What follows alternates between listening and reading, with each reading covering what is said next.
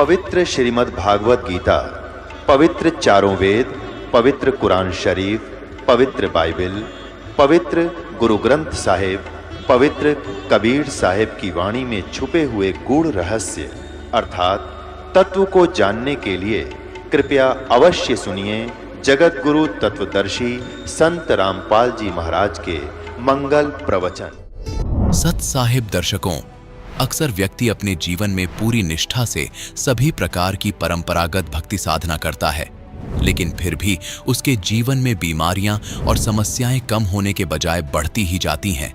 दर्शकों, ऐसी ही कहानी थी हरियाणा के रहने वाले करमचंद जी की। करमचंद जी ने अपने जीवन में अनेकों प्रकार की भक्ति साधनाएं अपनाई और विशेष रूप से शिव जी और गोरखनाथ जी की आराधना की, लेकिन इसके बावजूद भी करमचंद जी शारीरिक और मानसिक सुख से वंचित रहे। लेकिन दर्शकों, आज करमचंद जी का कहना है कि जब से मैंने संत रामपाल जी महाराज से नाम दीक्षा ली है और संत रामपाल जी महाराज द्वारा दी गई सच्ची आदि सनातनी भक्ति को अपनाया है, तब से मेरे जीवन की सारी परेशानियां दूर हो गई हैं और अब मैं शारीरिक सुख और मानसिक शांति की अनुभूति कर रहा हूं। दर्शकों, आखिर करमचंद जी ने हिंदू धर्म में प्रचलित भक्ति साधना को शास्त्र विरुद्ध क्यों बताया है? आखिर इसके पीछे की सच्चाई क्या है? आइए सुनते हैं करमचंद जी की कहानी, उन्हीं की जुबानी। सर नमस्कार। नमस्कार सर साहब जी। सर क्या नाम है आपका? सर मेरा नाम करमचंद है जी। कहाँ से आए हैं आप? जिला पंचकुला रायपुरानी से आया हूँ सर। सर क्या काम करते हैं आप? सर मैंने शास्त्री की डिग्री की हुई है और दास का आज एक मेडिकल स्टोर है जो हॉस्पिटल के पास है जी। संत रामपाल जी महाराज से आपने नाम दीक्षा कब ली? पूर्ण ब्रह्म परमात्मा से संत रामपाल जी महाराज से मैंने दीक्षा 13 सितंबर 2015 में ली है। सर आपने संत रामपाल जी महाराज जी से नाम दीक्षा ली, क्या कहना चाहेंगे? आज जब मैं उनकी शरण में हूँ तो मुझे पता है वो क्या है। वो एक पूर्ण परमात्मा है। उनकी शरण में आने के बाद मेरे घर से दुख क्लेश ऐसे चले गए हैं जैसे गधे के सिर से सींग चले जाते हैं जी। आज मैं इतना सुखी हूँ कि मेरे घर में हर समय खुशी की किलकारियाँ बरसती रहती हैं। पहले मैं एक हंसी देखने के लिए बचपन से तरस गया हूँ। आज जब मैं उनकी शरण में हूँ तो आज मेरे घर से हंसी जाती नहीं है और मेरे बच्चे और मेरा सारा परिवार आज पूर्ण रूप से सुखी है। आप पहले क्या साधनाएं करते थे? पहले जी बचपन से हमारे घर में गुरु गोरखनाथ जी की पूजा होती थी और जोत लगती थी। धीरे धीरे जब बड़े हुए तो पता लगा भी गुरु गोरखनाथ जी भगवान शंकर के अवतार हैं, तो हमने सोचा भी अंश को पूजने की बजाय हम शंकर भगवान को पूजता हूँ। तो धीरे धीरे मैंने शंकर भगवान के व्रत रखने शुरू कर दिए जी और उनकी भक्ति करता था। तो धीरे धीरे तमोगुण होने के कारण मैं मांस, मदिरा, जर्दा इन चीज़ों में प्रवृत्त हो गया और मैं इन सारी चीज़ों का घर से चोरी सेवन करने लग गया, क्योंकि घर में इन चीज़ों का बिल्कुल ही बहिष्कार होता था। धीरे धीरे फिर जब बड़े हुए, शास्त्री भी की हुई थी, सारा ज्ञान भी था, लेकिन फिर भी मैं चंडाल प्रवृत्तियों में बिल्कुल तरह से प्रवृत्त हो चुका था। फिर बहुत आत्मग्लानि भी होती थी मेरे को, ये सारी चीज़ें गंदियाँ, लेकिन कभी छोड़ नहीं पाया। सर संत रामपाल जी महाराज की शरण में कैसे आए आप? मैं रक्षाबंधन पे अपनी भक्तमती के साथ उनके घर पे गया हुआ था। तो मेरे साले के लड़के ने उनका नाम दाम ले रखा है पूर्ण प्रभु का। तो उनके घर वाले सारे उनके पीछे पड़े हुए थे भी ये पागल हो गया है, ये क्या ज्ञान करता है क्या नहीं करता। मैंने कहा भी चलो देखता हूँ। उन्होंने अलग कमरे में परमात्मा की तस्वीर लगाई हुई थी, जोत लगाई हुई थी, तो मैं उनके साथ गया और मैंने देखा भी ठीक तो है, ये क्या कर रहा है गलत। अब वो भी थोड़े थोड़े ऐब करता था तो उसने सब छोड़ दिए थे। मैंने कहा भी तुम्हें क्या चाहिए, तुम्हारा बच्चा सुधर गया है। तो जी मैंने फिर उससे बात की और थोड़ी थोड़ी भक्ति के बारे में उन्होंने बताया भी ऐसे ऐसे करते हैं। मैंने कहा ठीक है। फिर उनके पास 10 सत्संग थे, मैं उनको डाउनलोड करके अपने उस दिन मैं वहाँ घर पे आ गया। मैंने वो अपने कान में लगा के सारे सत्संग सुने, 10 थे वो। तो मेरे को एक अलग सी तड़प लग गई भी मेरे को अब नाम लेना चाहिए, क्योंकि मेरे को उस टाइम मैं इन चीज़ों को धीरे धीरे मैंने दारू वगैरह तो पहले ही छोड़ दिया था, बालाजी की पूजा करते थे हम, लेकिन मैं जर्दा नहीं छोड़ पाया था। तो उसकी वजह से मेरे को लगा भी मैं अब ये चीज़ें छोड़ सकता हूँ। तो मैंने दोबारा अपने साले के लड़के पे फ़ोन किया और मैंने कहा जी मैंने जाना है। तो उन्होंने कहा जी आप इतवार को आ जाना। तो मैंने कहा ठीक है जी मैं इतवार को आ जाऊँगा। फिर मैं बहुत कर्जे में डूबा हुआ था। तो मैं इतवार को जब इनका फ़ोन आया भी चलोगे, तो मेरे मन में आया भी यार अभी नहीं चलते, थोड़े दिन ठहर के चलेंगे, भी देखते हैं अभी कुछ होता है नहीं होता है। तो मैंने इनको कह के फ़ोन काट दिया और मैंने परमात्मा से अर्ज लगाई कि परमात्मा तेरा दास तो बहुत कर्जे में डूबा हुआ है, इसके पास किराया भी नहीं है, ये दुकान बंद करके कैसे आएगा। तो अगले 3 दिन सोमवार, मंगलवार, बुधवार मेरी दुकान पे जहाँ 100 रुपये, 200 रुपये, 500 रुपये नहीं बढ़ते थे, पूरे 3 दिन 5,000, 4500 और 3500 सेल हुई। और मैं जाके भगतमती को दी, मैं कहा देखो तुम कहते थे भी ऐसा नहीं होता। तो फिर मैंने वो सारे पैसे अपना थोड़ा थोड़ा किराया रुका हुआ था मेरा 8-9 महीने का, मैं बहुत परेशान था, तो मैंने वो थोड़ा थोड़ा उनका पैसा दिया और फिर इतवार का इंतज़ार किया मैंने। और मैं अपने साले के लड़के के साथ और उनके एक मित्र के साथ जो जिन्होंने पहले ही नाम ले रखा है उनके साथ नाम दाम लेकर आया और उसके बाद फिर मैंने भक्ति शुरू की। फिर धीरे धीरे मेरे को अपने आप ये लगने लगा भी हाँ कुछ है। फिर मेरी जिन इच्छाओं को लेकर मैं प्रभु की शरण में आया था, आज उन इच्छाओं की मेरे को 1% भी इच्छा नहीं है कि मेरे को गाड़ी मिले, पैसा मिले। मैं जो चीज़ चाहता था वो मुझे मिल चुकी है, क्योंकि मैंने शास्त्री की हुई है, मुझे पता था कि मैं क्या चाहता हूँ। मेरी जो तड़प थी ना, मुझे कभी ये पता लगा भी ब्रह्मा कौन है, विष्णु कौन है, महेश कौन है। उनकी आयु आज भी शायद नॉर्मल लोगों को नहीं पता है, लेकिन जिन लोगों ने शास्त्री किया या जो लोग थोड़ा बहुत कर्म कांड करते हैं उनको पता है। ब्रह्मा जी की आयु भी वेदों में लिखी हुई है, विष्णु जी की भी लिखी हुई है और महेश जी की भी लिखी हुई है। जब उनकी आयु है तो उनको नासवान मानने में क्या दिक्कत है। आज जब दास को ये सब पता था, लेकिन कभी इस क्वेश्चन के ऊपर कभी भी पूर्ण विराम नहीं लगा ये सब क्या है। भक्ति मैं पूर्ण रूप से करता था, लेकिन कभी ये नहीं। जैसे ही मैं प्रभु की शरण में आया और मेरे को अचानक लगा भी अब तुम्हारी तलाश जो है वो ख़त्म हो चुकी है, और मैं धीरे धीरे धीरे आज उनकी थोड़ी थोड़ी भक्ति करके आज मैं अपने मेडिकल स्टोर पे किसी से पैसे नहीं मांगता। कोई कह देता है कि पैसे नहीं है कोई बात नहीं, ले जाओ, जब तुम्हारी इच्छा होगी दे देना। आज दास का ये हाल है। और मेरी दुकान में कभी भी माल कम नहीं हुआ। मैं कभी भी पहले जब कोई माल ले जाता था तो मैं 10 रुपये लिखता था, आज दास कोई पैसा नहीं लिखता। कोई पैसे दे के जाता है ठीक है, नहीं जाता है ठीक है। मेरे पास बैठने वाले कहते हैं भी यार ऐसा बदलाव क्या हो गया, कैसा क्या हो गया तेरे को। मैंने कहा जी जब उसने देना है तो वो ताले खोल कर दे देता है, और जब उसने नहीं देना है तो वो हाथ पर से उतार लेता है। हमारे पूर्ण परमात्मा ऐसे हैं कि रोगों को ऐसे काट देते हैं। मैं आपको बता दूं कि मेरी शादी को 15 साल हो चुके हैं और मेरी पत्नी को मैं कभी भी हंसते हुए नहीं देख पाया, क्योंकि उसके गले में दिक्कत रहती थी। और मैंने कभी भी उसको एक दिन भी ये नहीं कहा उसने भी मैं आज ठीक हूँ आप काम पे चले जाओ। पहले मैं नौकरी करता था, मैंने 10-11 साल नौकरी किया, मेडिकल लाइन से हूँ। मैंने उसके सारे टेस्ट कराए हैं, लेकिन एक भी टेस्ट में कोई भी प्रॉब्लम नहीं है और उसकी कोई भी बीमारी नहीं निकली। जब मैंने पूर्ण परमात्मा संत रामपाल जी महाराज से नाम लिया तो मैंने वो 10 जो मेरे पास सत्संग थे वो मैंने उनको डाउनलोड करके दे दिए। वो कह रही भी मैं जब ठीक हो जाऊंगी तब परमात्मा की शरण में जाऊंगी, वरना जाऊंगी नहीं। तो उन्होंने वो 2 या 3 हफ्ते सुने आराम से, तो उनको तड़प लग गई। कह रही जी लेके चलो। मैंने कहा नहीं, पहले अपनी तसल्ली कर लो, जब आप कहोगे मैं बिल्कुल ठीक हूँ तब जाऊंगी। मैंने 1-2 हफ्ता उसको इग्नोर कर दिया, लेकिन वो कह रही जी आप जाते हो ठीक है, वरना फिर मैं अपने भतीजे पे फ़ोन करती हूँ, मेरे को लेके जाएगा। मैंने कहा चलो ठीक है मैं करता हूँ। फिर मैंने उसको 1 महीने बाद, अपने नाम लेने के 1 महीने बाद मैं उसको लेके आया। आज वो बिल्कुल खुश है, उसकी कोई दवाई नहीं चलती और वो हर टाइम हंस रही है। इन 4 महीनों में मुझे जो हंसी मिली है वो मेरे को 15 साल में कम से कम 20 लाख रुपए लुटा के भी नहीं मिली है।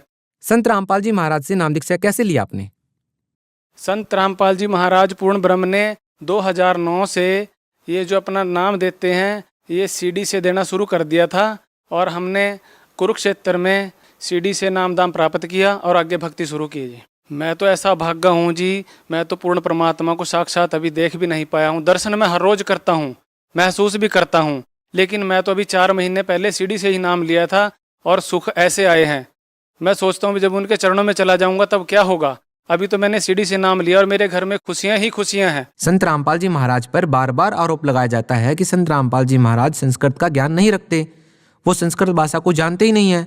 वहीं दूसरी तरफ आप शास्त्री हैं, संस्कृत भाषा को आप अच्छे से समझते हैं। सर आपको क्या लगता है कि संत रामपाल जी महाराज संस्कृत भाषा का ज्ञान रखते हैं? संत रामपाल जी महाराज संस्कृत के बारे में कितना जानते हैं? वहीं मैं दूसरी तरफ आपसे ये भी जानना चाहूंगा कि भक्तों के लिए संस्कृत जानना जरूरी है या किसी भाषा का ज्ञान रखने वाला ही परमात्मा की प्राप्ति? विद्वान की परिभाषा किसी भाषा से नहीं होती, क्योंकि जो आदमी संस्कृत में विद्वान है वो पंजाबी में अविद्वान है। कोई भी भाषा किसी को विद्वान साबित नहीं कर सकती। मैं इसके बारे में इतना ही कहूँगा कि अगर हमारे पूर्ण परमात्मा संस्कृत नहीं जानते तो वो उन्होंने गीता या संस्कृत या वेदों का नहीं, उन्होंने उर्दू के कुरान शरीफ का, इंग्लिश में बाइबल का, और हमारे जितने भी धर्म ग्रंथ पुराण वगैरह ये हैं इनका सबका उन्होंने सटीक बिल्कुल अच्छा उल्लेख किया है जी। कभी ये लोग इतने परेशान इसलिए हो रहे हैं क्योंकि इनको अपनी सच्चाई का आज पता लग चुका है और ये घबराए हुए हैं। अभी जो इतना बड़ा स्ट्रक्चर इनका आज खड़ा हो चुका है वो अब डगमगाता दिख रहा है इनको। आज अगर हम लोगों को आर्य समाजियों के उस ज्ञान के बारे में बताए तो हम अपने घर में नहीं बैठ सकते। मेरे को मैं आज बताऊंगा भी नहीं और बता भी नहीं पाऊंगा। मैं तो कहूँगा भी अगर लोगों को लगता है भी आर्य समाजियों का ज्ञान अच्छा है तो उनकी सत्यार्थ प्रकाश मंगाएं और उसको पढ़ें। उसके बाद में मेरे गुरुजी की ज्ञान गंगा मंगाएं और उससे मैच करें। उनको पता लग जाएगा भी ज्ञानी कौन है और अज्ञानी कौन है। वो तो उनको आज ये लगता है कि वो पूर्ण ज्ञानी है, संस्कृत नहीं जानते। जिन लोगों को ये शंका है भी मेरे गुरुजी है पूर्ण परमात्मा, ये नहीं जानते, तो वो सत्संग देख के उन्होंने सभी ग्रंथ अपने आगे रखे हुए हैं। कुरान शरीफ भी है, बाइबल भी है, गीता भी है, ऋग्वेद भी है और कबीर परमेश्वर का कबीर सागर भी है। वो उस चीज़ को साबित करते हैं वहाँ पे बैठ के भी ज्ञान क्या है। अगर हम उस चीज़ को देखने के बाद समझने के बाद भी आंखें बंद कर लेते हैं और उसको समझना नहीं चाहते, अपने अहंकार बस कहते हैं भी ये तो नॉर्मल है, इसको छोड़ो परे, तो वो हमारी मूर्खता है। हाँ, उसका मतलब है कि हमारा भाग्य फूटा हुआ है, हम नरक की तरफ जा रहे हैं। अगर ये सच ना होता या इससे कोई प्रभाव ना होता या इससे सुख ना होते तो उनमें से एक मैं भी हूँ जो जुड़ा हूँ। आज मेरे को इतना ज्ञान हो गया, मैं बचपन से गीता पढ़ रहा हूँ, मेरे कभी भी पल्ले नहीं पड़ी। मैंने बचपन से ही मेरे घर में गीता रही है, मैंने उसका पाठ भी किया, लेकिन आज मैं कुछ जान चुका हूँ भी। गीता में भगवान कहते हैं भी अर्जुन को भी तेरे भी जन्म हो चुके हैं, मेरे भी जन्म हो चुके हैं। हमें आज तक यही पता नहीं लगा भी कृष्ण भगवान गीता का ज्ञान दे रहे हैं या काल ब्रह्म दे रहा है। ये चीज़ें आज मैं जब उसको डिफाइन कर पाऊँ, जो उसको अलग किया है मैंने, और मेरे परमात्मा ने मुझे इतना छोटा सा ज्ञान दिया है कि मैं उसे आज समझ चुका हूँ, तो ये चीज़ आज बच्चे की समझ में आ जाती है। आज जिन लोगों ने गीता का सिर्फ नाम सुना था वो आज गीता के बारे में बातें करते हैं, उनके श्लोक बताते हैं, अध्याय बताते हैं, अंक बताते हैं। वो आज लोग इस बात का प्रूफ है कि ज्ञान कहीं ना कहीं ये सही है। पहले हमें जानना चाहिए, फिर किसी तय तक जाना चाहिए और नतीजे पर जाना चाहिए। सर, संत रामपाल जी महाराज के शरण में आने से पहले आप मांस खाते थे, सभी प्रकार के व्यसन करते थे। सर, आज आपकी क्या स्थिति है? इस ज्ञान से मुझे इतना हो गया है कि हम चंडाल थे धरती के ऊपर, जो हम उन चीज़ों को, उनको भी जीने का हक है। उनको भी ये व्यसन हमें सिर्फ धार्मिक मार्ग से भ्रमित करते हैं।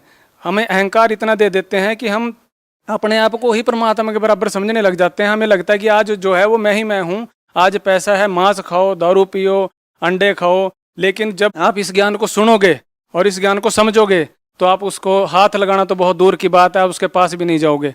सर, संत रामपाल जी महाराज से नाम दीक्षा लेने के बाद आपने बताया कि आपने सब प्रकार के व्यसन छोड़ दिए हैं, नशे बुराइयां छोड़ दी हैं। संत रामपाल जी महाराज कोई जड़ी बूटी या कोई गोली दवाई ऐसी रखते हैं क्या, जिसके देने से आप लोग सब बुराइयां छोड़ देते हैं, नशा छोड़ देते हैं? ये तो ऐसी गोली है जी, ज्ञान की गोली है। जिसने ये खा ली वो इस धरती के ऊपर ऐसा व्यसन नहीं करेगा, कोई बेईमानने से पैसा नहीं कमाएगा। आज दास बेईमानने का पैसा तो छोड़ो, मैं अपनी दवाई के पैसे नहीं लेता। अगर कोई कह देता जी पैसे नहीं है, कोई बात नहीं, जाओ जी।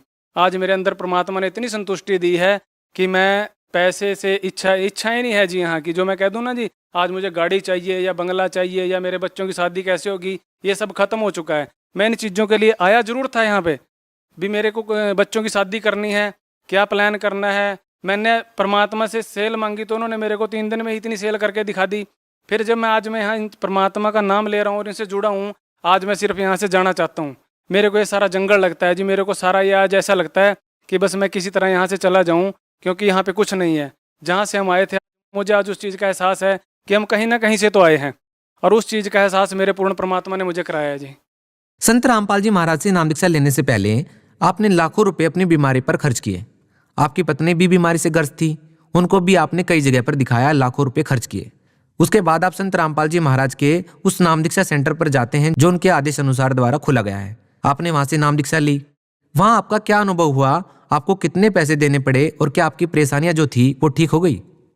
अगर ये चीज़ें पैसे से दूर होती तो आज बहुत सारे संत हैं जो पैसा लेके ये काम कर रहे हैं, लेकिन उनके भक्त आज भी समाज में साची को तज के झूठे से नेक किए हुए हैं।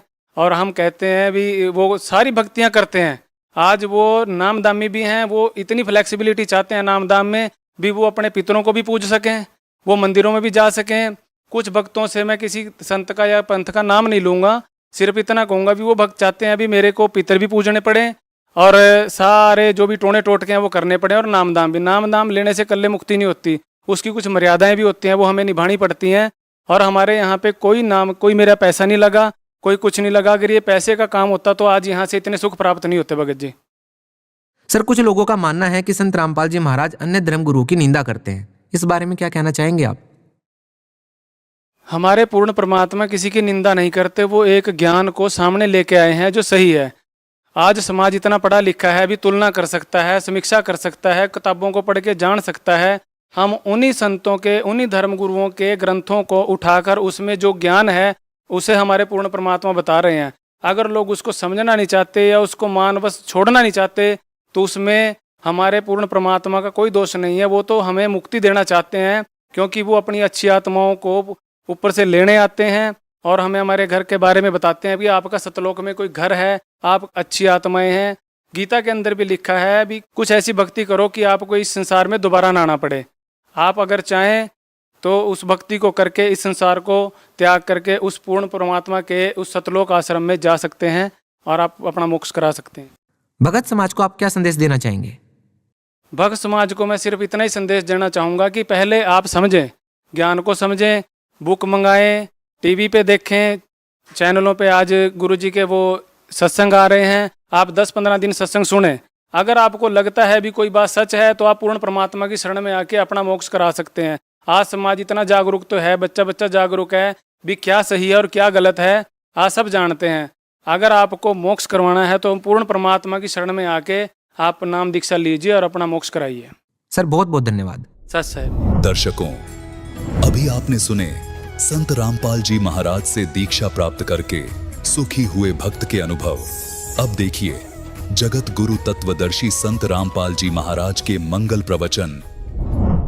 श्रीमद् भगवत गीता अध्याय नंबर 4 के श्लोक नंबर 32 में 32 में कहा है कि अर्जुन, मैंने अभी आपको अध्याय नंबर 4 के श्लोक नंबर 25 से लेकर 30 तक जिन साधकों और साधनाओं की जानकारी दी है,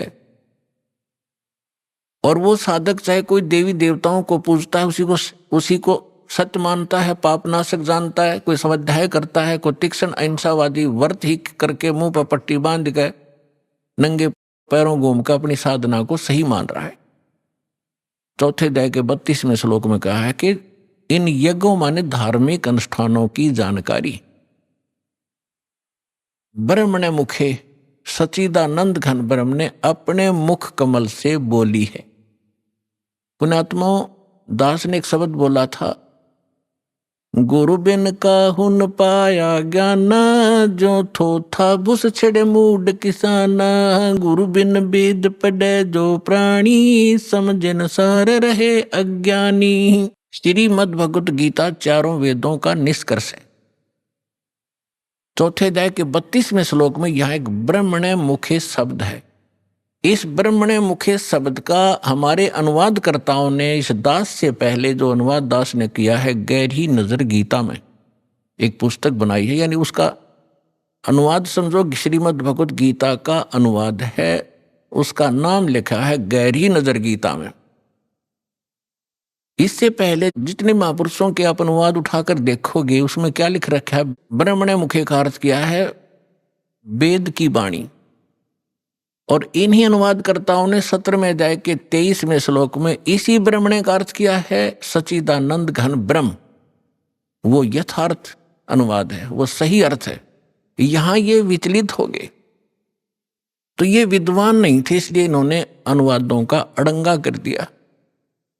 अपनी ओछी सोच से अर्थ भी अनर्थ कर दिए। ब्रह्म का अर्थ भगवान होता है, तो ब्रह्म का अर्थ कोई वेद करता है तो महामूर्ख है। वेद एक संविधान है, भगवान की जानकारी देता है, उसके नियम बताता है, और ब्रह्म भगवान है। जैसे एक राजा है, राजा का संविधान है, उसके अंदर उसके सारे नियम लिखे हुए हैं, कैसे एक प्रजा को रहना चाहिए, क्या अपराध है, कैसा ना करना चाहिए। और कहीं पर कोई राजा का अर्थ और संविधान लिख दे तो वो अर्थ ठीक नहीं कर रहा, अनर्थ कर रहा है। इसी प्रकार यहां ब्रह्मणे माने सच्चिदानंद घन ब्रह्म, और मुखे अपने मुख कमल से बोली गई वाणी में विस्तार से कहे हैं। सच्चिदानंद घन ब्रह्म ने अपने मुख कमल से बोली उस अमृत वाणी में उन धार्मिक युगों की जानकारी, अनुष्ठानों की जानकारी विस्तार के साथ कही है। और उसको तत्व ज्ञान कहते हैं। और उसको जानने के बाद तो सभी कर्मों से मुक्त हो जाएगा। अब गीता ज्ञान दाता कौन है? ये ब्रह्म है। जैसे दास ने शब्द सबसे पहले ये बोला था कि ब्रह्म शब्द पर्याप्त है, लेकिन ब्रह्म का अर्थ भगवान कहो, साब कहो, राम कहो, तो ये सत्संग एक ऐसी जटिल समस्या बन गई जो अध्यात्म मार्ग के दास यदि किसी पॉइंट को कच्चा छोड़ के आगे चलेगा तो प्रथम बार सुन रहा भक्त कुछ नहीं समझ पाएगा।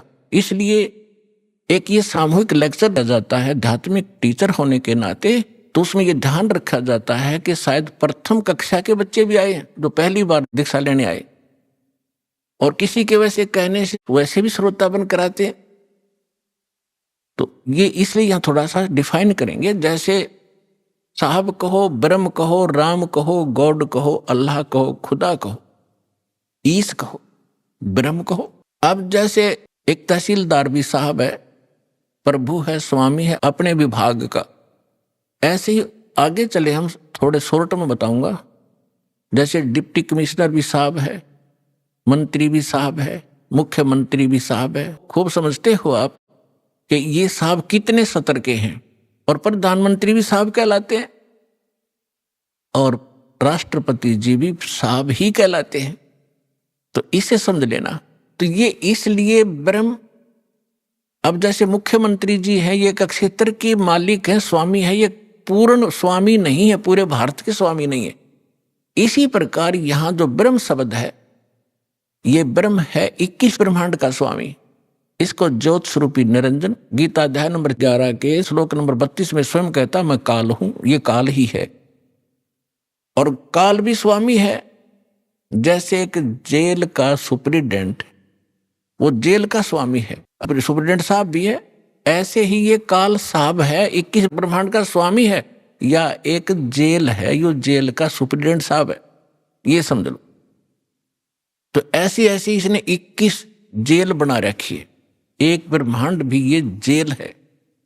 तो ऐसे ये 21 ब्रह्मांड का साहब है, ये ब्रह्म है, लेकिन ये कंप्लीट ब्रह्म नहीं है, ये पूर्ण ब्रह्म नहीं है, इसलिए ब्रह्म शब्द बोला गया। तो यहां प्रत्येक इसके अंग को हमने समझने के लिए ऐसे करना पड़ेगा।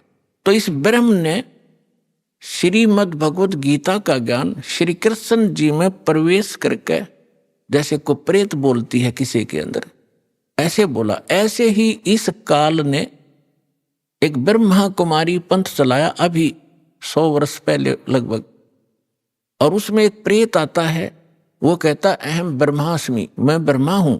कभी कहता है अहम शिवोहम, मैं शिव हूं। ये एक प्रेत का चलाया हुआ है, और वो प्रेत कभी ब्रह्मा की पदवी पर था। जैसे कोई गांव का प्रधान सरपंच रिटायर हो जाता है, उसको अगली बार नियुक्त नहीं किया जाता, तो लोग फिर भी उसको सरपंच साहब कहते हैं, प्रधान साहब बोलते हैं, जोरा जी रहा रहे। और वो भी कहीं मिलता है, कोई कहता भी कौन है, कि फलाना सरपंच हूं, और जब वो सरपंच नहीं होता। तो ऐसे ही दास ने परमात्मा के ज्ञान, कबीर परमात्मा से प्राप्त उस ज्ञान को आगे बढ़ाया है, as it is, as a tape recorder. दास का इसमें इतना ही योगदान है कि दास को परमात्मा का जो अंतःकरण टेप रिकॉर्डर ठीक कर दिया उस परमेश्वर कबीर जी ने, और उसमें अपना ज्ञान भर दिया। दास बोल के सुना रहा है रिकॉर्ड करके, इतना सा योगदान है। तो ऐसे दास बहुत बार बताता है आपको कि ये ब्रह्मा विष्णु महेश जो वर्तमान में या 3 लोक के एक एक विभाग के मिनिस्टर हैं, साहब हैं, इतने राम हैं, इतने भगवान हैं, ये इनकी भी मृत्यु होगी। और ये मृत्यु को प्राप्त होकर आम जीव की तरह 84 लाख योनियों में, प्रेत योनियों में भटक रहे होंगे, और अन्य पुण्य आत्माओं को फिर से काल अपनी दुर्गा पत्नी से जन्म दे करके उस पदवी पर बैठा देता है। तो उनमें से ये पंथ चलाने वाला जो ब्रह्मास्मि में शिवोस्मि, तो ये वो भूत है जो कभी ब्रह्मा के पद पर रहा है, अब उसका अस्तित्व कुछ नहीं, वो रिटायर्ड सरपंच समझ लो, एक्स सरपंच, अब उसका कोई अस्तित्व नहीं। तो वो बोलकर उसने वो पंथ चला दिया। आज भी उसकी मुरली सुनकर, वो भूत की बात सुनकर एक बहुत बड़ा जनसमूह अपना जीवन नाश कर रहा है। दास का प्रयत्न किसी की निंदा करना नहीं, दास का प्रयत्न है कि सभी हम एक परमात्मा के बालक बच्चे हैं, बहन बेटी भाई, और उस काल ने ये जाल फैला रखा है कि मैं इतने पंथ चला दूंगा नकली कि कोई समझ नहीं सकेगा ओरिजिनल पंथ कौन सा है। तो दास ऐसा प्रयत्न कर रहा है कि जैसे पहले की अभी बहुत बार होती रहती है घटनाएं कि कोई 500,000 के नोट नकली छाप देता है और सरकार को जो पता चलता है तो दोनों ओरिजिनल और डुप्लीकेट दोनों के दोनों मीडिया के माध्यम से, समाचार पत्रों के माध्यम से उनकी पहचान कराई जाती है कि ये इस टाइप का डुप्लीकेट है, ये ओरिजिनल है। तो सरकार निंदा नहीं कर रही होती, एक महापरोपकार करती है। तो दास का यही प्रयत्न समझ लेना कि हमारे जो यथार्थ सदग्रंथ हैं वो तो हमारे ओरिजिनल नोट हैं, ओरिजिनल सदग्रंथ हैं, और उसके अतिरिक्त कोई अनुभव बता रहा है, कोई मार्ग चला रहा है, वो डुप्लीकेट है, वो हानि हो रही उनके जीवन की। तो दास ने कोई शौक नहीं है किसी की, इसको आप आलोचना का नाम देते हो तो आपकी बुद्धि अच्छी नहीं है, आपको अध्यात्म ज्ञान नहीं है। तो इसी प्रकार ये काल ने स्वयं, इसमें श्री कृष्ण जी के अंदर स्वयं काल प्रवेश कर गया। श्री कृष्ण भी ये 3 लोक के प्रभु हैं, एक विभाग के। इसके अंदर आम प्रेत नहीं प्रवेश कर सकता, इनके अंदर, इनमें इतनी पावर होती है। तो उनके अंदर काल स्वयं आया और उसने गीता का ज्ञान दिया। तो यहां ब्रह्म बोल रहा है इस गीता को। अब हम परम अक्षर ब्रह्म कहेंगे, उसको पूर्ण ब्रह्म कहेंगे, जो इससे अन्य परम शक्ति है, और उसको हमने पाना है। अब क्या कहा है कि वो सच्चिदानंद घन ब्रह्म ने अपने मुख कमल से, गीता ज्ञानदाता स्वयं कह रहा है, उस धार्मिक अनुष्ठानों की जानकारी विस्तार के साथ कही है, और उसको तत्व ज्ञान कहते हैं। और उस ज्ञान को प्राप्त करके प्राणी सभी कर्मों से मुक्त हो जाता है, वो छुटकारा पा लेता है, उसका पुनर्जन्म नहीं होता। चौथे अध्याय के 34वें श्लोक में कहा कि अर्जुन, उस तत्व ज्ञान को जो परमात्मा स्वयं आकर अपने मुख कमल से वो वाणी बोलता है, वो तत्व ज्ञान है। उस तत्व ज्ञान को, उसको सूक्ष्म वेद भी कहा है। उस तत्व ज्ञान को तू तत्वदर्शी संतों के पास जाकर समझ, उनको दंडवत प्रणाम करने से, कपट छोड़कर सरलता पूर्वक प्रसन्न करने से वो तत्वदर्शी संत तुझे उस परमात्म तत्व का अर्थात तत्व ज्ञान का उपदेश करेंगे। अब 15वें अध्याय के प्रथम मंत्र में उस तत्वदर्शी संत की पहचान भी बता दी है कि जो संत उल्टे लटके हुए संसार रूपी वृक्ष के, ये संसार रूपी वृक्ष है अर्जुन, ऊपर को जड़ वो तो पूर्ण परमात्मा है, पूर्ण ब्रह्म है, जिस तो सबका धारण पोषण करता है। 15वें अध्याय के 1 से लेकर 4 श्लोक में और 16-17 श्लोक में 3 पुरुष, 3 भगवान, 3 ब्रह्म स्पष्ट किए हैं। सरपुरुष कहो, सरब्रह्म कहो, ये तो काल है। सर माने नासवान, ये 21 ब्रह्मांड का स्वामी, ये सरब्रह्म है। और दूसरा अक्षर ब्रह्म, अक्षर पुरुष कहो, चाहे प्रभु कहो, स्वामी कहो, राम कहो, ब्रह्म कहो, ये 7 संख्य ब्रह्मांड का स्वामी है। इसकी आयु बहुत लंबी है, लेकिन इसकी भी मृत्यु है, इसलिए इसको भी अक्षर पुरुष कहा है, ये चिरस्थायी है। और फिर तीसरे नंबर का जो परमात्मा है, परम अक्षर ब्रह्म कहलाता है, वो बताया उत्तम पुरुष तु अन्य, जो 17वें श्लोक में कहा 15वें अध्याय के, उत्तम पुरुष तु अन्य परमात्मा इति उदाहरत है। ये लोग तरम अवश्य विवर्ती अवैश्वर है, वो परमात्मा इन दोनों से अन्य है, जो 15वें अध्याय के 16वें श्लोक में सरपुरुष और अक्षर पुरुष कहे हैं। इनसे कोई अन्य है वो परमात्मा जो सबका धारण पोषण करता, 3 लोकों में प्रवेश करके।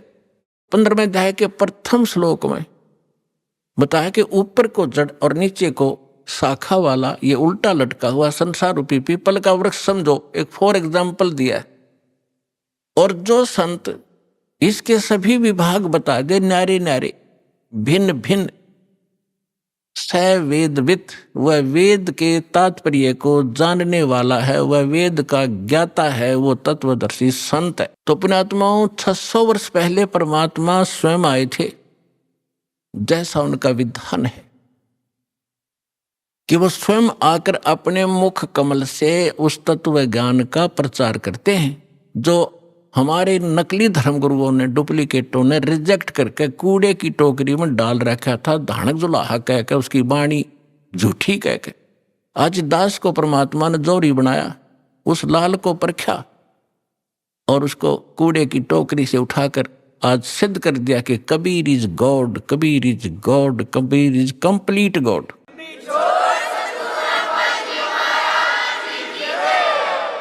और जिसको पाकर उसके बच्चे आज धनी हो रहे हैं, पूर्ण अध्यात्म धन से वो परिपूर्ण होते जा रहे हैं, जो उनका सुख का मूल है। और शास्त्र विरुद्ध साधना दुख की मूल होती है, जो आज तक हम सभी करते रहे। अब जो प्रसंग चल रहा है उसी पर आते हैं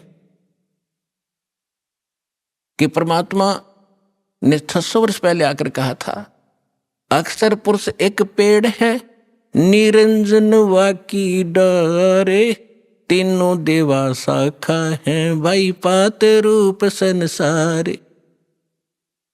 अक्षर पुरुष एक पेड़ है, सरपुरुष वाकी डार, और तीनों देवा उसके आगे शाखा है, ये पात रूप संसार। तो परमात्मा ने मूल को छोड़ दिया, जो जमीन से बाहर दिखाई देता वो सारे पार्ट बता दिए। तना उसको अक्षर पुरुष समझो, उससे तने से मोटी डाहर निकले उसको सरपुरुष, और सरपुरुष के आगे फिर वो 3 शाखाएं हों, रजगुण ब्रह्मा सतगुण विष्णु तम गुण शिव जी, ये शाखा समझो, इतना बता दिया। और पात रूप संसार, फिर इस दास को भेजा ये बताने के लिए कि मूल कौन है। ये जड़ वही है सब, जो सबका धारण पोषण करता है, सबका उत्पन्न करने वाला है, सबका संरक्षक है, जो सर्व सुखदायी है, जो परम अक्षर ब्रह्म, जो अविनाशी परमात्मा है, वो वही है। अब दास ने बताया कि इसमें परमात्मा को पहचानने में दोनों पहलू काम करेंगे।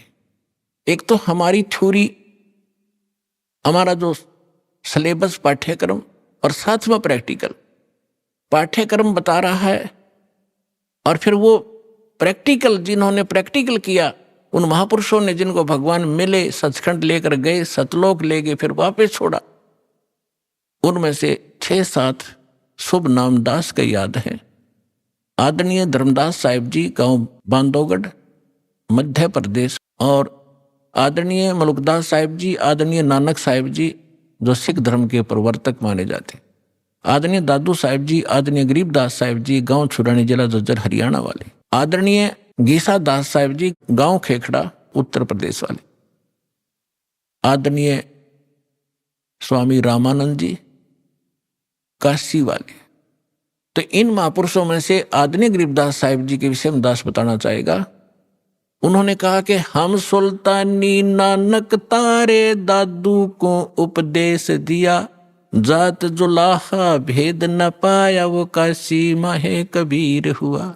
अनंत कोट ब्रह्मांड का एक रति नहीं भारे, सतगुरु पुरुष कबीर हैं, ये कुल के सिरजनहारे। तो वो जड़ है उस संसार रूपी वृक्ष के, वो कबीर है। कबीर परमात्मा कौन? उसको परम अक्षर ब्रह्म कहो, उसको सत्य पुरुष कहो, अमर पुरुष कहो, उसे परम पुरुष कहो, उसे परम अक्षर ब्रह्म कहो, उसे परम अक्षर पुरुष कहो। ये उनके उपमात्मक नाम है। वास्तविक नाम उस परमात्मा का कबीर देव है। उसको अल्लाहु अकबर कहो, कबीर देव, कबीर साहब, अल्लाहु अकबर, कबीर भगवान, अल्लाह माने भगवान, अकबर अकबरी, अकबीर कबीर, ये कबीर को ही अपभ्रंश करके अकबर बोलते हैं। जैसे हम कबीरू बोल देते हैं, कबीरा बोला करते थे। जैसे गरीबदास जी को गांव वाले गरीबू कहा करते थे। तो ऐसे हम अपभ्रंश करके अपने नाम रख लेते हैं। उनका वास्तविक नाम है कबीर देव, अल्लाहु अकबर, अल्लाह कबीर, गॉड कबीर। अब जो प्रसंग चल रहा था उसी पर आते हैं कि वो परमात्मा स्वयं यहां आते हैं। अब इसमें दोनों पहलू साथ चलेंगे कि जिनको भगवान मिले उन्होंने प्रैक्टिकल किया, और जो हमारे सदग्रंथ आज तक हमें ज्ञान दे रहे थे, हमारे धर्मगुरु समझ नहीं सके, वो हमारा दुर्भाग्य और उनका भी दुर्भाग्य कहेंगे, क्योंकि वो उनकी बुद्धि काल के वश थी। अब हम सतगुरु शरण में आ गए तो हमारे ऊपर काल की जकड़ नहीं रही, इसलिए आप इस ज्ञान को समझ रहे हो। जिस दिन आपका नामखंड हो जाएगा, यहां से कनेक्शन कट गया, परमात्मा का पंजा आपसे उठ जाएगा, आपको यही शब्द कड़वे लगने लग जाएंगे, और ये हमारे यहाँ भक्त भी आपको बुरे बुरे दिखाई देंगे, क्योंकि काल प्रवेश कर जाएगा, आपकी बुद्धि को भ्रष्ट कर देता है। आज तक ब्रह्मा विष्णु महेश की गांठ बांध रखी, इसने चक्कर बांध रखा, समझने नहीं दिया। आपकी क्या औकात, आप इस मालिक की शरण से दूर होकर आप सुखी हो जाओगे। जून का महीना हो और एसी रूम से बाहर निकल कर कोई सुखी हो सकता है? चाहे शराब पी कर चाहे निकले जा बाहर, गली में पड़ा रहो, बेशक वो कहा रहो शराब के नशे में मैं बहुत सुखी हूं, अब सुखी हूं, खाक सुखी है, रेत में पड़ा पसीने आए पड़े, झागा रे मुख में। तो ऐसी दशा उन लोगों की जो भगवान से दूर हटकर इस काल के खेमे में खेल खेल रहे हैं। चाहे वो भक्ति कर रहे हैं, वो भक्ति भी नकली, या संसारिक सुख प्राप्त करने के लिए वो को प्रयास कर रहे हैं, क्योंकि इस काल की साधना से सुख हो ही नहीं सकता। सुख होगा तो इस परमात्मा की ही रजा से, साधना से होगा। आदरणीय गरीबदास साहिब जी ने प्रैक्टिकल बताया, अजब नगर में ले गए हमको सतगुरु आने, अजब नगर में ले गए हमको परमेश्वर आने। आन माने आके, अजब नगर में ऐसे अजब कमाल के लोक में लेकर गए भगवान मुझे खुद आकर के, और जल के बिंब अगाध गति हम सूते चादर ताड़े। अजब नगर में ले गए हमको सतगुरु आण, यानी वो सतगुरु भी हैं, वो भगवान भी हैं। जो सतगुरु होता है, सच्चा ज्ञान जो देता है भगवान ही देता है, भगवान ही सच्चा ज्ञान दे सकता है। तो उनको सीधे भगवान मिले थे, सतगुरु कहो चाहे परमेश्वर कहो। अजब नगर में ले गए हमको परमेश्वर आने, आन माने आके, ये हमारी देसी भाषा हरियाणा की लैंग्वेज में देखा ग्रंथ है। और जल के बिंब अगाध गति वहां सूते चादर तान, चादर तान के सोना, यानी कति निश्चिंत हो जाना, बेफिक्र होकर सोना। एक मुहारा है यहाँ देसी कि अच्छा चादर तान के सोए है, सारे काम कर लिए। तो इस तरह कहते हम तो निश्चिंत हो गए कि साधना हमारी सत भगवान मिल गए, आंखों सतलोक देख लिया, सत साधना करते रहेंगे, गलती हम करें नहीं, हम निश्चिंत हो गए। हमारे अंदर कोई अब शंका नहीं रही कौन भगवान है और क्या उसको प्राप्त करने का मेथड है, वो सब कंप्लीट प्राप्त हो गया, आंखों देखा। तो दास आपको इतना ही दृढ़ करना चाहता है, देखो माता पिता अपनी बिटिया का विवाह करते हैं तो वो जाकर लड़के वाले का घर भी देखते हैं, उसकी प्रॉपर्टी से भी परिचित होते हैं, अन्य थर्ड पर्सन से भी पूछते हैं, फिर वो आकर घर बताते हैं कि हम जो लड़का देख कर आए हैं उसके ये बिजनेस है, उसके ये व्यापार है, इतनी उसको प्रॉपर्टी है। तो लड़की को कोई डाउट नहीं होता क्योंकि पिता बता रहा है, थर्ड पर्सन कहे तो शायद शंका हो जा। तो इसी प्रकार उस परम पिता ने आके आपको ज्ञान दिया है कि जहां तुम जाओगे वहां क्या क्या सुख सुविधाएं हैं, तो आपको डाउट नहीं रहना चाहिए। और फिर साथ के साथ अपने गवाह भी तैयार कर रखे।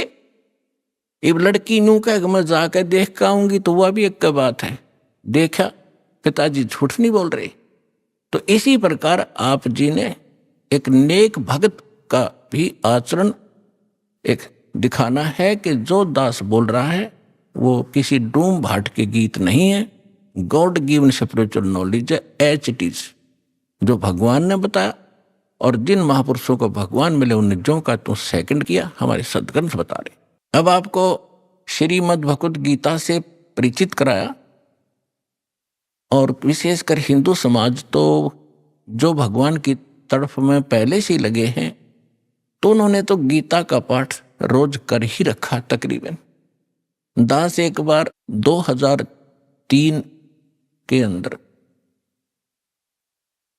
उदयपुर के अंदर सत्संग कर रहे थे, थोड़ी सी संगत होती थी, और टीवी पर दास दिखा रहा था, बता रहा था। एक बहन सुन रही थी। उसमें प्रोजेक्ट सिस्टम नहीं था, केवल टीवी ही पर हम दिखा रहे थे। टीवी पर थोड़ी बहुत दूर दिखा करते, थोड़े आदमी बैठा करते। उसके तुरंत बाद हमने प्रोजेक्ट ले लिया था भक्तों ने। तो सत्संग कर रहा था, उसमें बताया सारा कुछ, गीता को दिखाया। फिर मैं नीचे आकर, एक चारपाई डली थी, उस पर बैठ गया। 10-20 भगत, कुछ शंका समाधान वाले, कुछ दीक्षा के छुप आकर बैठ के। तो एक बहन कहने लगी, जी मैं तो व्रत करती हूँ, शुक्रवार का मैं छोड़ूंगी नहीं। मैंने कहा, बहन आप गीता को मानते हो? कहा, गीता डेली पढ़ती हूँ। मैंने कहा, 6 अध्याय के 16वें श्लोक में गीता जी में लिखा है कि अर्जुन, ना तो ये साधना, ये योग अधिक खाने वाले की सफल हो सकती, और ना बिल्कुल ना खाने वाले की। बिल्कुल ना खाना, व्रत रखना, और ना ज्यादा जागने वाले की। लोग दिखावा नहीं होगा, मैं 4-2 बजे उठ लेता हूँ, फिर साधना करता हूँ और सोता ही नहीं रात ने। नहीं, नाम उठत ना हम बैठत, नाम सोवत जागवे, नाम खाते नाम पीते, नाम सेती लागवे। ठीक है, जो वृद्ध हैं, जिनको काम नहीं, किसी टाइम उठो और बैठो, करो सेवा साधना। लेकिन सारा दिन मेहनत करने वाला आदमी कैसे उठ लेगा? 2 बजे 10 बजे सोया हुआ, या 11 बजे सोने पाओ आजकल। तो कहने का भाव यह है कि ना घना जागने वाले का, ज्यादा सोने वाला भी मूर्ख है। संध्या पढ़कर सोया, उठा 9 बजे, वो क्या भक्ति करेगा? तो कहते सब संयम रखो, सबके अंदर अंदर संयम, हर तरह का संयम रखकर साधना करने से होता है। तो मैंने इतना ही कहा था कि गीता अध्याय नंबर 6 के श्लोक 16 में न बोले, जी बिल्कुल सही है, और मैं रोज पढ़ती थी। आज बुद्धि खुली है मेरी। माँ बेटी, आज तक तुम्हारी बुद्धि काल न जकड़ रखी थी, रोज पढ़ा करते। मोती मुक्ता दर्शत नाही, ये जग है सब अंदरे, दिखत के तो नैन चश्म, इनका फेरा मोतिया बिंदरे। ये बड़े विद्वान पढ़े थे, बड़े लय ला कर गीता का पाठ करा करते थे, बड़ी मधुर वाणी से श्लोकों का उच्चारण किया करते थे 1 घंटे तक। तो खाक था उनके पास, मोतिया बिंद था, उसको पता नहीं इसमें बोल क्या रखा, तुम कर क्या रहे हो। तो आज दास तो बता रहा है कि बुद्धिमान भक्त हैं, और इन्होंने गीता और इनको खूब पढ़ा हुआ है, और परमात्मा की शरण में आने से आपकी बुद्धि ओपन हो जाती है, काल का प्रेशर प्रभाव हट जाता है, आप खूब आसानी से सोच लेते हो और समझ सकते हो। तो गीता के अंदर जो दास ने प्रमाण दिए, विशेषकर हिंदू समाज जिनसे खूब परिचित है कि ऐसा ही लिखा है, लेकिन समझ नहीं सके थे।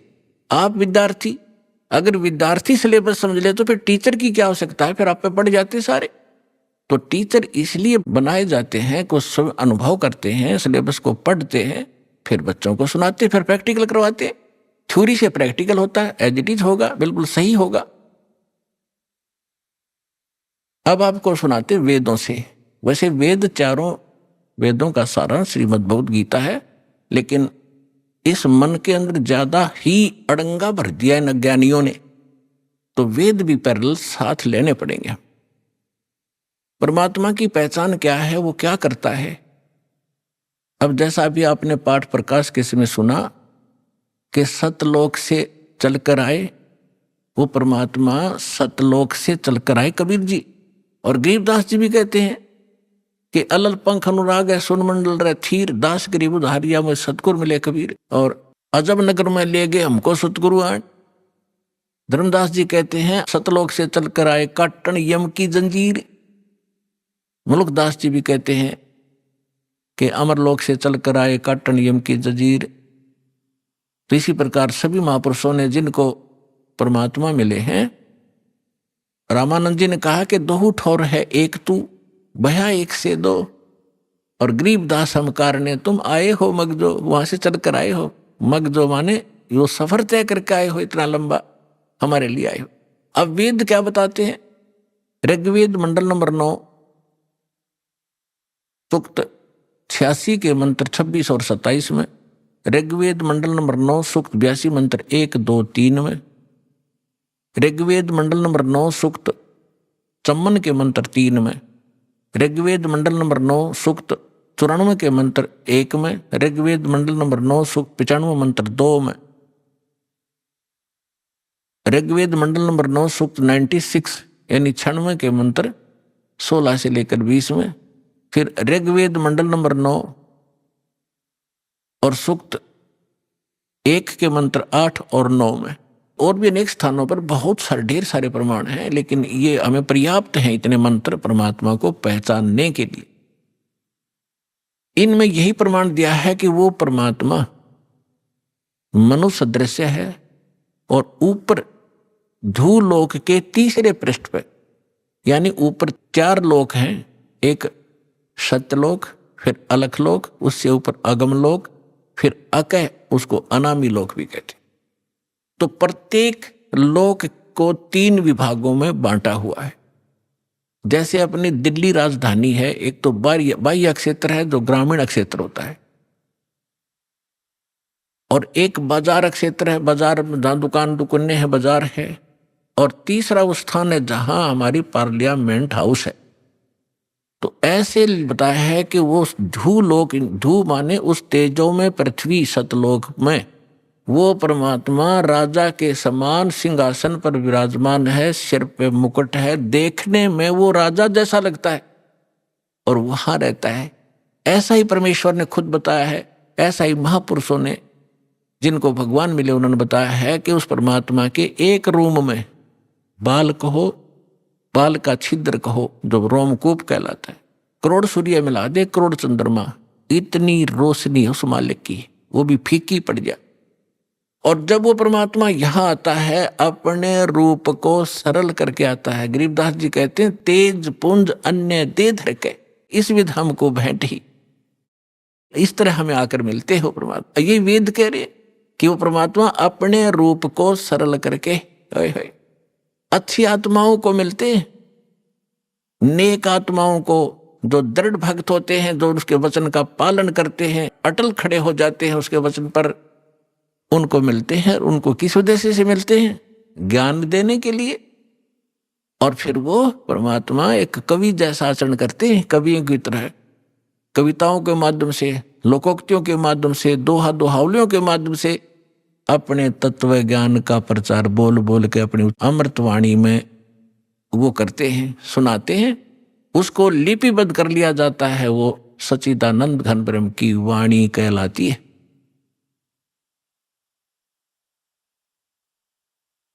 अब ये तो वेदों ने बताया, उसमें स्पष्ट बताया कि परमात्मा कबीर देव है, उसका नाम कबीर साहब है। कबीर देव मन परमेश्वर, भगवान, अल्लाह, खुदा, गॉड, साहब। अब यही परमात्मा उन अच्छी आत्माओं को मिलते हैं। एक समय एक धर्मदास नाम के बहुत बड़े धनी व्यक्ति हिंदू धर्म में जन्मे थे और बहुत ही परमात्मा की तरफ थी उनके अंदर। पुण्यात्मा पिछले संस्कार का जो प्राणी होता है वही भगवान के लिए तरफ रहे होते हैं। वो पिछले बहुत अच्छे संस्कारी होते हैं, पिछले पुण्य उनके अंदर प्रेरणा करते रहते हैं, उनको टिकने नहीं देते हैं कि कोई भगवान ढूंढे कहीं, चाहे वो भले ही कोई ना कोई साधना की उसने सहारा ले ही रखा होता है, वो टिक ही नहीं सकता। चाहे वो हनुमान पूजा, चाहे गणेश जी की पूजा करे, और चाहे वो कितना मंदिर मस्जिद गुरुद्वारों में जाता हो, या कोई गीता वेद का कोई पाठ स्लो करता हो, वो टिक नहीं सकता। चाहे कोई व्रत रख रहा है या चाहे कोई तपस्या कर रहा है, वो डले ढोता ही रहता है, उसके बस की बात नहीं। अभी आपने सुने संत रामपाल जी महाराज के मंगल प्रवचन। आइए अब सुनते हैं संत रामपाल जी महाराज से नाम दीक्षा लेकर सतभक्ति करके अद्भुत लाभ प्राप्त करने वाले अनुयायी के विचार। दर्शकों, सोचिए, अगर मनुष्य अपने पूरे जीवन में कठिन तपस्याएं करे, व्रत और उपवास रखे, तीर्थ यात्राओं पर जाए और विभिन्न देवी देवताओं की भक्ति भी पूरी श्रद्धा से करे, लेकिन इसके बावजूद भी वो मानसिक तनाव और अशांति से घिरा रहे, तो उसका भगवान के प्रति विश्वास डगमगाना स्वाभाविक हो जाता है। दर्शकों, ऐसी ही कहानी थी राजस्थान की रहने वाली सोनम सैनी जी की। सोनम जी ने अपने जीवन में अनेकों देवी देवताओं की भक्ति साधनाएं की, व्रत और उपवास रखे और तीर्थ यात्राएं भी की। लेकिन इसके बावजूद भी सोनम जी को मानसिक परेशानियों और बीमारियों ने घेर रखा था। परंतु दर्शकों, आज सोनम जी का कहना है कि जब से मैंने संत रामपाल जी महाराज की शरण ग्रहण की है, तब से हमारा जीवन पूरी तरह से बदल गया है। अब मैं अपने भगवान संत रामपाल जी महाराज द्वारा दी गई आदि सनातनी भक्ति करती हूँ और सभी प्रकार की शास्त्र विरुद्ध साधना को त्याग दिया है। आखिर इसके पीछे की सच्चाई क्या है? आइए सुनते हैं सोनम सैनी जी की कहानी, उन्हीं की जुबानी। जी नमस्कार। नमस्ते, क्या नाम है जी आपका? मेरा नाम सोनम सैनी है। सोनम जी कहाँ से आए हैं आप? मैं दौसा राजस्थान से आई हूँ। संत रामपाल जी महाराज से नाम दीक्षा लेने से पहले आप क्या भक्ति साधना करते थे? ये जो हिंदू समाज में प्रचलित है, देवी देवताओं की पूजा करना और इनके व्रत करना, यही साधनाएं करते थे हम पहले। जब आप ये सभी प्रकार की पूजाएं कर ही रहे थे तो आपको संत रामपाल जी महाराज से नाम दीक्षा लेने की क्या जरूरत आन पड़ी? इन सब की भक्ति साधनाएं करते हुए भी हमें कोई लाभ नहीं हो रहा था। मतलब उल्टा ज़्यादा हम लोग नीचे गिरते गए, हम ज़्यादा से ज़्यादा बीमार होते थे और मुझे तो बहुत ज़्यादा प्रॉब्लम थी। इतनी भक्ति साधना करते हुए भी मुझे कुछ भी लाभ नहीं हो रहा था। दुर्गा जी के व्रत करती थी, तो वो करवा चौथ का व्रत करते थे ना, वो भी मैंने किया था कि क्या पता मैं ठीक हो जाऊं। उनका व्रत करने से कहते हैं कि दुर्गा माता सबके संकटों को हरती है, तो मैंने भी यही किया, व्रत करते थे, लेकिन कोई बेनिफिट नहीं हुआ हमें। इसलिए मैंने सोचा कि इन सब की भक्ति करने से कोई लाभ नहीं होगा। फिर उसके बाद हमारे फूफा जी हैं मानपुर के, तो वो हमें बताते थे कि इन सब की भक्ति करने से कुछ नहीं होता, ये सब काल के बंधे, मतलब ये सब काल के ही, काल निरंजन की भक्ति है, ये सब इनको करने से हमें कोई लाभ नहीं होगा। तो हम कहते थे कि तो फिर इनसे बड़ा और कौन भगवान है जिसकी भक्ति करने से हमें सब हमारी बीमारियां हैं वो सारी ठीक हो जाए। तो वो बताते थे कि पूर्ण परमात्मा कबीर साहब की भक्ति करनी चाहिए हमें, वही हमारे सारे दुखों को हर सकते हैं और इनकी भक्ति करने से हमें कोई लाभ नहीं हो सकता। तो आपने संत रामपाल जी महाराज से नाम दीक्षा कैसे ली? वो बताते थे कि संत रामपाल जी महाराज सच्चे गुरु है इस धरती पे और वही पूर्ण परमात्मा की भक्ति बताते हैं। जैसे मुझे बीमारी थी, वो उनके भी फेफड़े ख़राब थे काफ़ी और उनको ब्लडिंग भी होती थी उल्टी के साथ में, तो वो बिल्कुल ठीक हो गई थी उनके संत रामपाल जी महाराज से नाम दीक्षा लेने के बाद। तो वो बताते थे कि जैसे मेरा रोग ठीक हो गया है तो तुम्हारा नहीं होगा क्या? तो हमने कहा कि चल ठीक है, एक बार लेकर भी देख लेंगे, क्या पता ठीक हो जाए हम भी। तो फिर उन्होंने, पापा जी ने सबसे पहले नाम दीक्षा ली थी, उनको भी प्रॉब्लम थी, उनको भी फेफड़े ख़राब थे, तो उन्होंने सबसे पहले नाम दीक्षा ली, उसके बाद हमने ली। जब आपने संत रामपाल जी महाराज जी से नाम दीक्षा ली तो आपको क्या लाभ मिला? जब मैं संत रामपाल जी महाराज जी से नाम दीक्षा ली थी तब उसके बाद भी मतलब मैं प्रॉब्लम में ही थी। फिर एक बार क्या हुआ कि मतलब पापा को जो ज़्यादा प्रॉब्लम होती थी ना वो फेफड़ों की, तो वो ठीक हो गए, मतलब अच्छे से रहने लगे वो भी।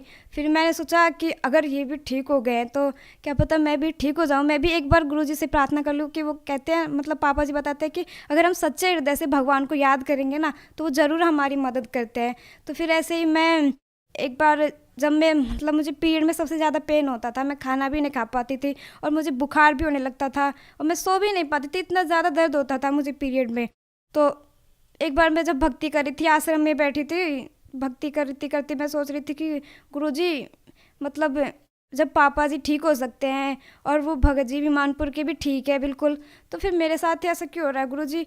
मैं डॉक्टरों के चक्कर काटते काटते भी हैरान हो गई। मैं दवाई भी ले लेती हूँ, फिर भी मुझे वही प्रॉब्लम होती है। डॉक्टर बताते हैं कि आपको खून की कमी है और ये पेन तो होता ही है, खैर ये तो नॉर्मल सी बात है। फिर मैंने कहा कि गुरुजी ऐसे तो मैं कब तक डॉक्टर के पास जाऊँगी? हर बार मुझे पीरियड आता है तो मुझे डॉक्टर के पास जाना पड़ता है, खाना भी नहीं खा पाती मैं।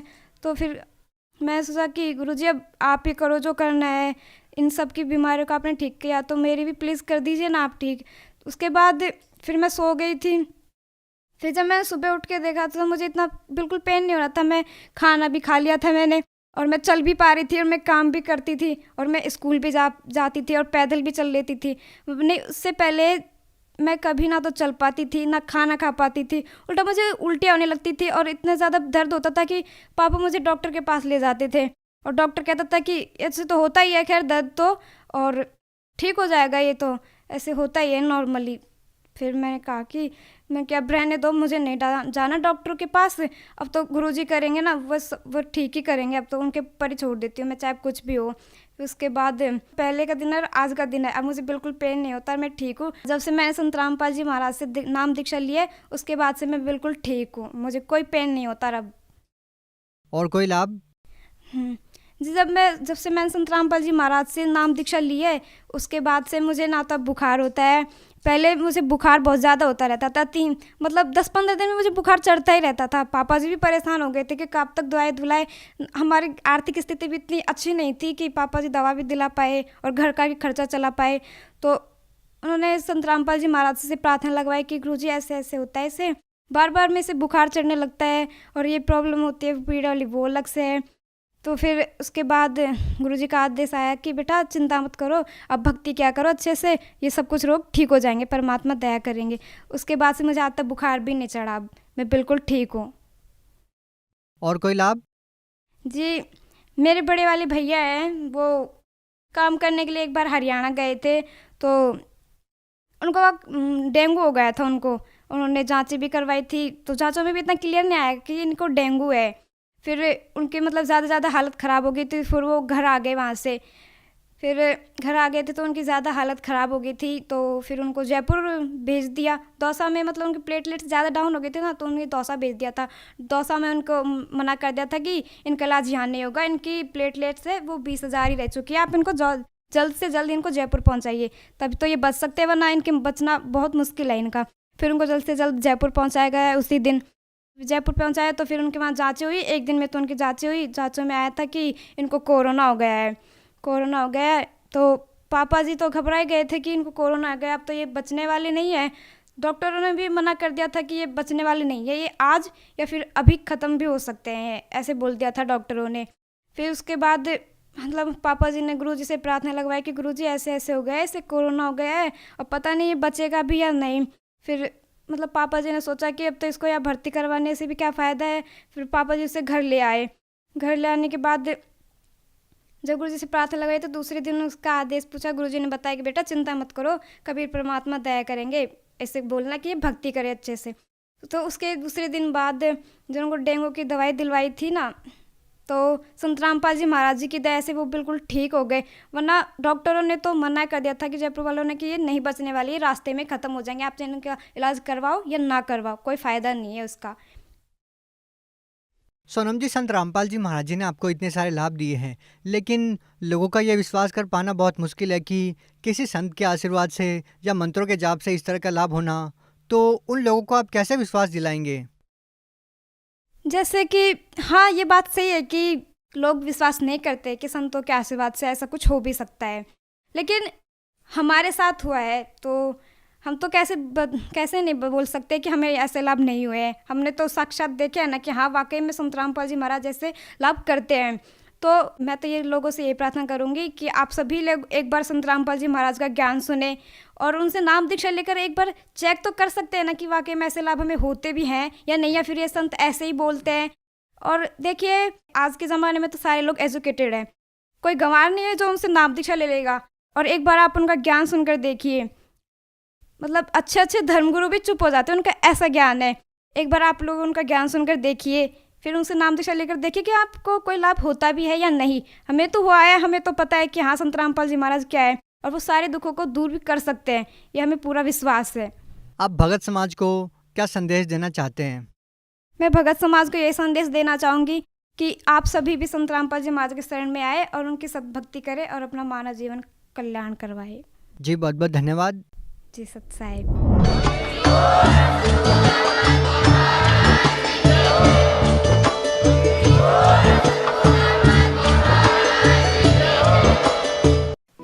आप सुन रहे थे जगत गुरु तत्वदर्शी संत रामपाल जी महाराज के मंगल प्रवचन। अधिक जानकारी के लिए संपर्क करें।